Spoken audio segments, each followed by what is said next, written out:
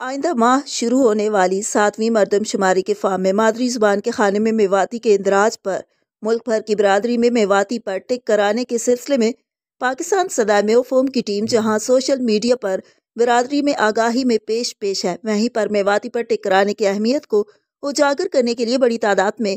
پمفلٹ چھپوا کر گھر گھر جا کر تقسیم کیے جا رہے ہیں۔ گزشتہ دنوں میو برادری کی معروف سیاسی و سماجی شخصیت محترمہ ناصرہ میو نے اپنے حلقے پی 175 قصور کے مختلف دیہاتوں میں خود پمفلٹ تقسیم کیے، جبکہ صدائے میو کے سرپرست اعلیٰ حاجی نور محمد میو، مرکزی صدر چودھری نعیم حنیف میو، صدائے میو کے چیف ایڈیٹر